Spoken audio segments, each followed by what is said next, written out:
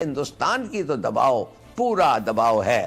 FATF جو ہے اس کی گرے لسٹ میں اب اگر ہم نہیں نکلتے تو بلیک لسٹ میں چلے جائیں گے. پھر پریشر پاکستان پہ کام کرتا ہے. Hindustan doesn't care. تو ہندوستان ابزاربنگ کشمیر اور خاص طور موڈی جس کا ہندوتوا ایجنڈا ہے، سوال ہی نہیں پیدا ہوتا ہے کہ وہ پیچھے ہٹے گا.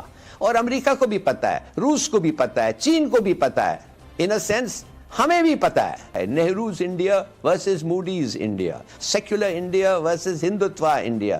مگر آپ دیکھ رہے ہیں موڈی پیچھے نہیں ہٹ رہا ہے.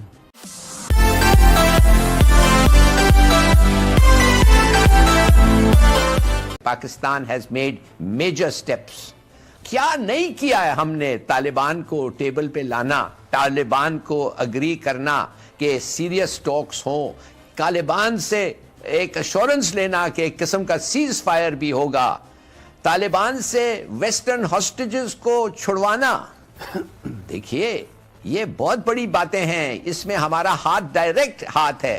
تو پھر میں سمجھتا ہوں کہ بہت مشکل ہے کہ ہم یہ لسٹ سے کبھی نکلیں گے. اس لیے ہندوستان کی تو دباؤ پورا دباؤ ہے. اور ہندوستان جیسے آپ کو پتا ہے ایک اسٹریٹجک پارٹنر ہے یونائٹڈ اسٹیٹس کا، ایک ایلائی ہے. انہوں نے کمٹ کیا ہے کہ ہم جنگ ساتھ لڑیں گے، اگر جنگ ہوا ایک پہ تو دوسرا اس کا حمایت کرے گا.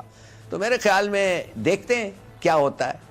اچھا ہلالی صاحب، یہ واقعی ایک بڑا ایک عجیب سا سینیریو ہے کہ اتنا کچھ کیا ہے پاکستان نے امریکہ کی جو پالیسی آبجیکٹیوز ہیں ان کو اچیو کرنے کے لیے بھی، اور پھر اس کے ساتھ ساتھ پاکستان کے اندر جو فیٹف کی جو ریکوائرمنٹ تھی منی لانڈرنگ کے حوالے سے، دوسری چیز اس کو بھی پورا کیا. کیا کرے پاکستان، کہاں جائے؟ کیونکہ فیٹف جو ہے اس کی گرے لسٹ میں اب اگر ہم نہیں نکلتے تو بلیک لسٹ میں چلے جائیں گے. پھر تو وہ بڑی ایک عجیب صورتحال ہوگی. ہم کریں کیا، کہ کیا ہمیں کرنا چاہیے ہلالی صاحب؟ دیکھیے جی، پہلی بات تو یہ ہے سمیع صاحب، ہمیں ایڈمٹ کرنا چاہیے کہ فیٹف کمپلائنس یہ ضروری ہے ہمارے انٹرسٹ میں. ہمارے انٹرسٹ میں یہ ہے کہ Pakistan should not be seen as a money laundering state. ہمارے انٹرسٹ میں یہ ہے کہ ٹیررسٹ اور ٹیرر فائنینسنگ ہمارے ملک کے تھرو اور انسٹیٹیوشنز کے تھرو نہیں ہو. یہ تو ایک لیٹس کنسیڈ دس. اور اگر فیئرلی لوگ کہہ رہے ہیں کہ بھئی کمزوری ہیں تو اس کو ہم ایڈریس کر رہے ہیں. کتنا کیا ہے؟ 90% ہوا ہے، 80% ہوا ہے. میرے خیال میں ہم بلیک لسٹ میں ان نو سرکمسٹانسز اس میٹنگ کے بعد آئی ڈونٹ تھنک کہ ہم بلیک لسٹ میں جائیں گے. نہ ہمارا نو ڈو وی ڈیزرو، اور ہمارا پروگریس اتنا ہوا ہے اور خود امریکہ نے ایکنالج کیا ہے. تو یہ سوال ہی نہیں ہوتا ہے کہ بلیک لسٹ پہ جائیں. مگر یہ ہو سکتا ہے کہ امریکہ انڈیا پریشر میں آ کے کہیں کہ ان کو پھر بھی رہنے دو جی، پریشر پاکستان پہ کام کرتا ہے. اگر ہم پریشر پہلے نہیں ڈالتے تو اتنا امپروومنٹ نہیں ہو سکتا ہے. تو یہ ہو سکتا ہے، مگر I don't think that we will go on the black list. ٹھیک ہے. اب دوسرا جو ایک بڑا مسئلہ ہے وہ ہے Kashmir. United nation security council کا جو اجلاس ہے اس کی جو چیزیں باہر آئی ہیں اس کے مطابق وہ پریزنٹیشن بھی ہوئی، آبزرور گروپس کی جو رپورٹ ہے ملٹری آبزرور گروپس کی وہ بھی ہوئی، پیش ہوئی. اور وہاں پر یہ زیادہ تر لوگوں نے جو کشمیر کے اندر صورتحال ہے اس پر کنسرن کا اظہار کیا. آپ نے بالکل صحیح کہا، بلکہ کافی ہٹ کے سوویت یونین، رشیا نے بھی ان کے خلاف سٹانس لیا ہے. دیکھیے مگر فرق یہ ہے کہ ہندوستان ڈزنٹ کیئر. اس کا پورا ایجنڈا، ہندوتوا ایجنڈا ایسا ہے جس پہ یہ دوسری دفعہ 37% ووٹ لے کے آیا ہے، جس پہ یہ نہیں ہٹ سکتا اور یہ نہیں ہٹے گا. دس از ناٹ انف پریشر. یہ کافی پریشر نہیں ہے. تو ہندوستان ابزاربنگ کشمیر اور خاص طور موڈی جس کا ہندوتوا ایجنڈا ہے، سوال ہی نہیں پیدا ہوتا ہے کہ وہ پیچھے ہٹے گا. اور امریکہ کو بھی پتا ہے، روس کو بھی پتا ہے، چین کو بھی پتا ہے، ان اے سینس ہمیں بھی پتا ہے.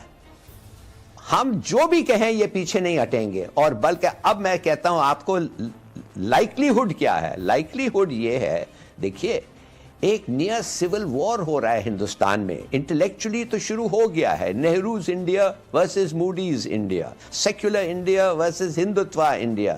مگر آپ دیکھ رہے ہیں موڈی پیچھے نہیں ہٹ رہا ہے.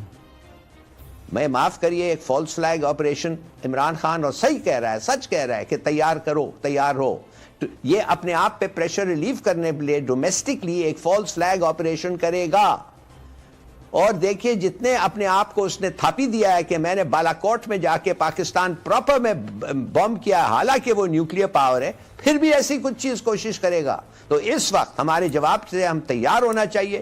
India proper must be the target, اور اگر انڈیا پراپر ٹارگٹ نہیں ہے اور یہ ہم ڈسپیوٹڈ ٹیریٹری کر کے فٹ بال فیلڈ پہ بم پھینک کے آ جائیں تو معاف کریے، یہ ہمارے عوام کے لیے کافی نہیں ہوگا، اور دنیا کو بھی یہ بتا دے گا کہ ہمارا ری ایکشن کبھی وہ نہیں ہو سکتا ہے جو ہندوستان کا ری ایکشن ہو، and with which India has got away. اس کی کوئی کنڈیمنیشن نہیں ہوئی ہے انٹرنیشنل فورم پہ.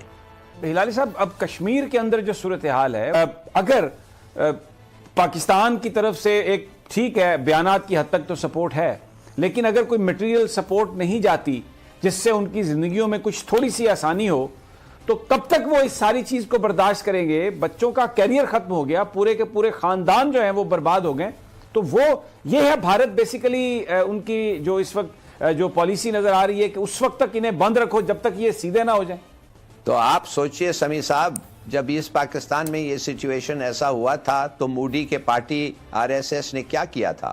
انہوں نے مفتی باہینی ہندوؤں کو بھیجا تھا کہہ کہ ہم بنگالی مسلمان ہیں ایز مفتی، اور ہم مفتی باہینی کے طرح لڑ رہے ہیں. ان کی ٹریننگ، ان کو اکوپمنٹ، ان کو ری انفورس کیا. وہ خود گئے، بلکہ ہندوستان کی آرمی یونٹس گئی. تو اب بات یہ ہے کہ اگر ہم اس قسم کا ری ایکشن کریں تو لوگ کہیں گے کہ دیکھیے آپ یہ انفلٹریٹ کر رہے ہیں، یہ وہ. تو اب یہ ہمیں سوچنا چاہیے کہ بھئی کیا what is expected of us. UN 70 سال UN نے کچھ کیا ہے؟ کچھ نہیں کیا ہے. کشمیریوں کو اندر اگر ہم مدد کریں تو لوگ کہتے ہیں دیکھو پاکستان یہ کر رہا ہے. بھائی ٹو بیڈ. میں کہتا ہوں مورل سپورٹ آپ دے رہے ہیں، ڈپلومیٹک دے رہے ہیں، پولیٹیکل دے رہے ہیں، ابھی آپ کو ملٹری مٹیریل سپورٹ دینا چاہیے. اور کھلا کہو کہ ہمارے لوگ جو ہیں وہ ان کے بھائی ہیں، رشتہ دار ہیں، کت اینڈ کن ہیں، ان پہ جو گزر رہا ہے معاف کریے انیویٹیبل ہم لوگ ان کو مدد کریں گے. It has to be. اور پھر بھگتے ہیں آخر ایک نہ ایک دن ویسے ہی بھگتنا پڑے گا، نہیں تو پھر ہاتھ دھو کے ہٹ جائیں.